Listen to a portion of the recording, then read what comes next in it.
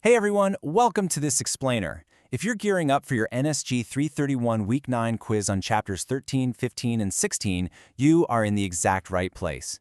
Consider me your enthusiastic, high-yield study buddy for the day. We are going to take Dr. Kuykendall's material and break it down into the absolute most essential, highly testable concepts. Let's get you ready to totally crush this quiz. All right, let's dive right into our exam prep blueprint. Today we're hitting sleep changes and disorders, nursing actions for sleep, fall risks and consequences, fall prevention and assessment, and lastly, aging and environmental safety. First up, Section 1, Sleep Changes and Disorders. So, as our patients age, their sleep architecture totally changes. You'll notice that in older adults, the time spent in REM sleep takes a real nosedive. Because they just aren't getting as much of that deep, restorative sleep, they deal with a lot of near awakenings throughout the night. Total sleep time drops, and they wake up feeling pretty unrested. Honestly, it perfectly explains why daytime napping becomes such a huge thing later in life. Now, beyond just normal aging, you absolutely need to recognize these common sleep disorders for your case study questions. Insomnia, that's when difficulty falling asleep drags on for over a month and really starts messing with daytime functioning.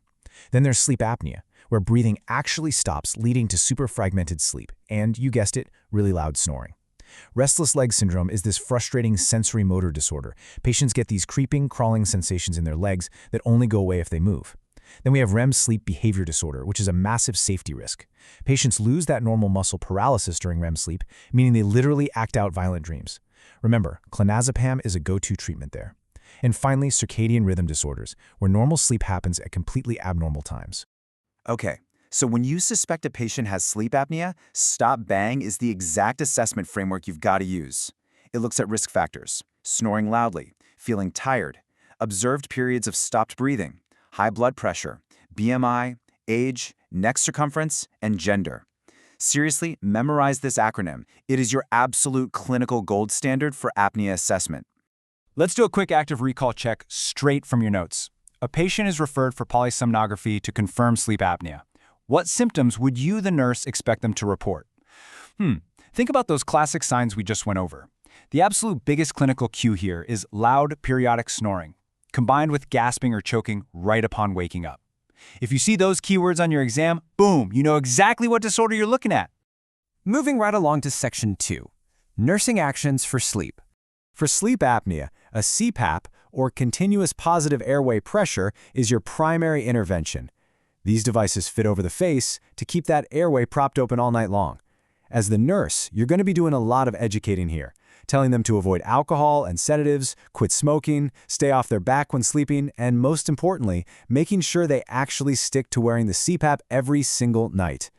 So here's the absolute crucial takeaway. Non-pharmacologic treatment is always first line for promoting sleep. This is huge because sedative hypnotics are super risky for older adults. Let's talk sleep hygiene. Think about that case study from your slides with 73-year-old George. He's got obstructive sleep apnea and GERD. Why do we firmly tell patients like George to skip that nightcap?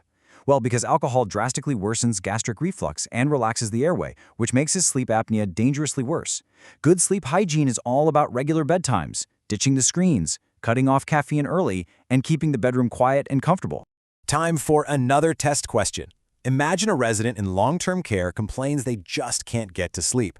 What action is the priority for the nurse? Remember, our golden rule, non-pharmacological interventions always come first. So, the priority nursing action? Decrease the noise around the resident at bedtime and throughout the night. We don't just jump to handing out sleeping pills, we fix the environment first. All right, Section 3, Fall Risks and Consequences. Listen, falls are incredibly serious business. Nearly 50% of hospitalized older adults are there directly because of a fall-related injury. A massive concept you've got to know for this quiz is fallophobia. It's exactly what it sounds like, an intense, almost paralyzing fear of falling. And here's the tragic irony. The older adult gets so terrified of falling that they just stop moving.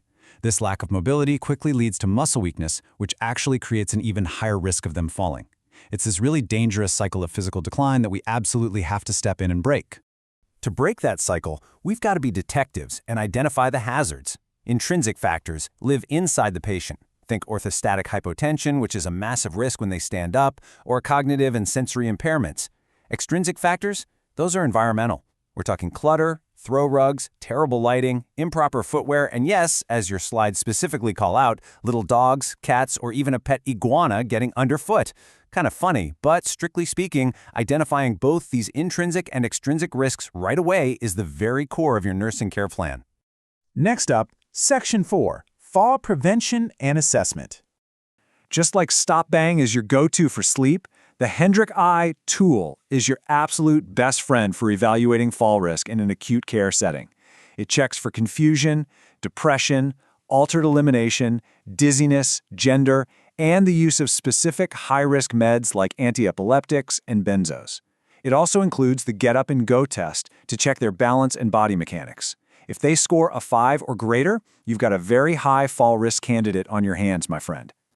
Once we identify that risk, it's time to put our fall prevention strategies into action. This translates directly into what you'll be doing on the floor.